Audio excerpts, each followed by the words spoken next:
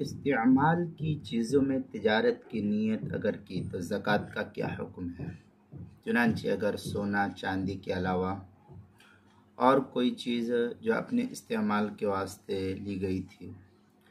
फिर तिजारत की और उसको फ़रोख्त करने की नीयत की मगर बेच नहीं सका, बेचने की नीयत की लेकिन बेच नहीं सका,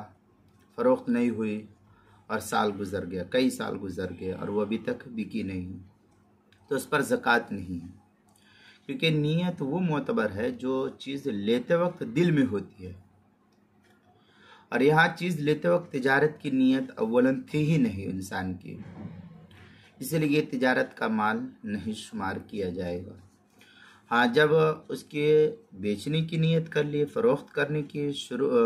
जब उसको फ़रोख्त शुरू कर दे उस वक्त से तिजारती माल करार पाएगा। जिस वक्त से उसको बेचने की नीयत कर ली उस वक्त से उसको ये कहा जाएगा कि अब ये तिजारती माल शुमार कर लिया गया है।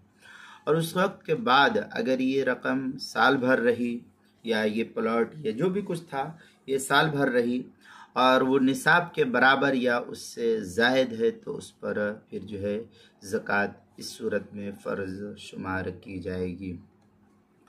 बदायुस्सनाय में वलौ इश्तरा उरूज़न लिबज़लतिल महज़ती सुम्मा नवा अन तकून लित्तिजारति बअद ज़ालिका ला तुसीरु लित्तिजारा। इस तरीक़े की इबारत बदायुस्सनाय किताबुज़्ज़कात फ़स्लुन व अम्मा शराइतु अल्लती तरजु इलल माल, जिल्द नंबर 2 सफ़ा नंबर 94, जो बैरूत का छपा हुआ नुस्खा है उसके अंदर, और जो क्या नाम है HM सईद कराची पाकिस्तान का छपा हुआ नुस्खा उसकी दूसरी जिल्द सफ़ा 12 और फतावा शामी जिल्द नंबर 2 सफ़ा नंबर 272 पर इसको नकल किया गया है।